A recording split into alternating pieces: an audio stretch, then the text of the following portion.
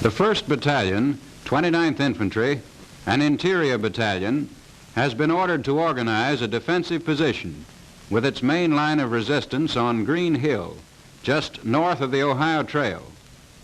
Covering forces are out in front on Oliver Hill and Anderson Hill. It is now 6 a.m. The enemy is advancing from the south and may be in a position to attack Green Hill in about 4 hours. The Lieutenant Colonel of the 1st Battalion made his reconnaissance, accompanied by the captain of Company D, and is just completing his battalion order.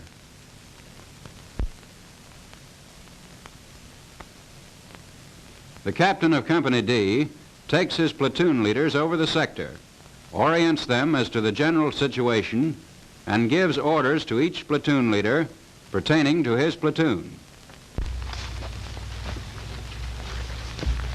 Lieutenant, the right boundary of the battalion sector is Gilbert Creek. The left boundary, that house ruins southeast of Long Hill, the small red knoll 400 yards southeast of the high point on Green Hill, the chimney 100 yards east of the road bend on Hawkinson Hill, all exclusive, Oliver Hill inclusive. The 1st platoon will place one section about 100 yards north of the trail junction between Green and Hawkinson Hills. Its principal sector of fire from that tree 50 yards north of the Ohio Trail right to the road bend on Hawkinson Hill. It will place its other section about 150 yards to the west of the 1st section. Its principal sector of fire from that tall pine 100 yards southwest of Green Hill left to the tallest of the group of trees on Hawkinson Hill. Combat groups will be in the vicinity of these places. A section of the 2nd platoon is to cover the combat group in which our 1st section is located from the vicinity of the trail junction southwest of Green Hill. A section of Company H, which is to be on our left, is to cover the combat group in which the left section is located. Are there any questions? No, sir. Move out. The 1st Platoon is moving up with the company to a point on the trail just west of Green Hill.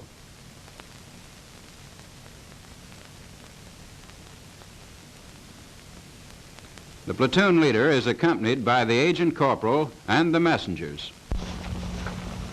I want you to go back platoon, which you'll find on the trail just west of that high ground, and lead it up here on trucks. Yes. Men come with me.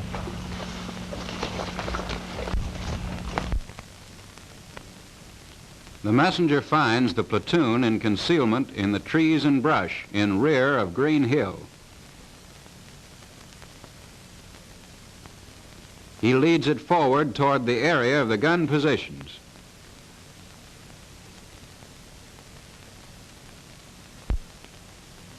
While the platoon is moving up, the platoon leader makes a reconnaissance and picks out definite positions for his sections. These positions should provide cover from enemy fire, concealment from enemy observation, and a concealed route of entrance and exit, so that they can be occupied and vacated without the enemy observing the movement. He confers with the rifle group commanders as they arrive and learns the exact position of the combat groups. He informs them of the sectors of fire assigned to his sections. When the section leaders arrive, the platoon leader gives them the general information about the enemy, the location and mission of the battalion and of the machine gun company. He points out to each the position his section is to occupy. He points out the sectors of fire, the final protective line for each section, landmarks, and other terrain features.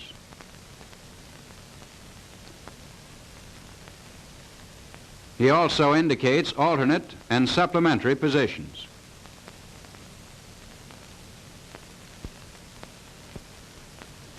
Since the enemy may be in a position to attack in 4 hours, he orders shallow emplacements to be prepared.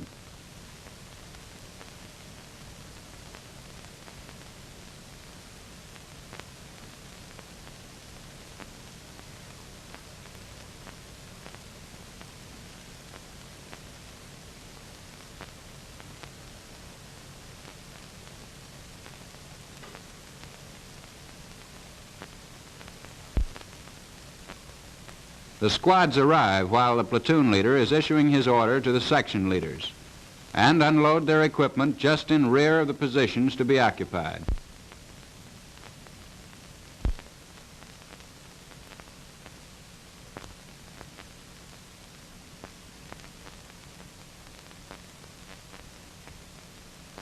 The transport corporal takes the transport to the assembly point designated by the machine gun company commander.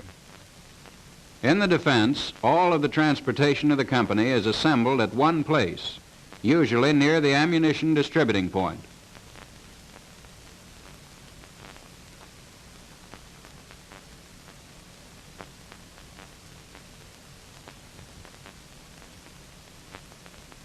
The section leader explains the situation to the squad leaders, indicates the principal positions for the first squad, and points out the sector of fire and the final protective line assigned to the section.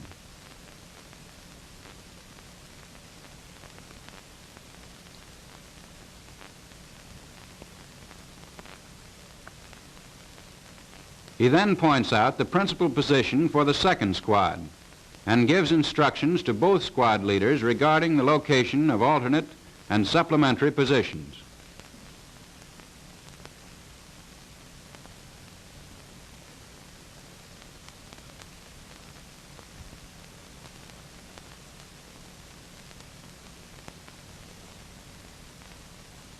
The squads now have the necessary information about the situation.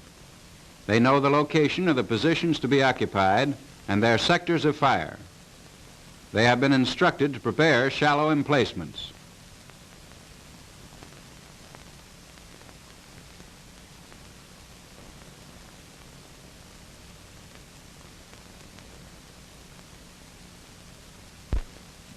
It is best to use numbers 1 and 2 of each squad initially in preparing the principal position, thus having them immediately available at the gun in case of an emergency.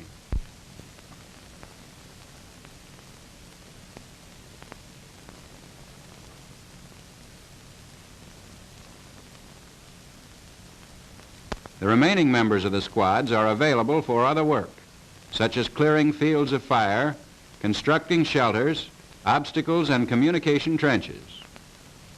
Guns which fire repeatedly from the same positions will be located eventually and will draw the fire of enemy guns. Other positions must be found from which the assigned missions can also be engaged. These positions are called alternate positions and are usually at least 50 yards from the principal positions. When the fire of the enemy makes the principal positions untenable, the section leader may order the squads to vacate them and to occupy the alternate positions. Supplementary positions are also prepared. These positions cover other directions of possible approach that the enemy may use.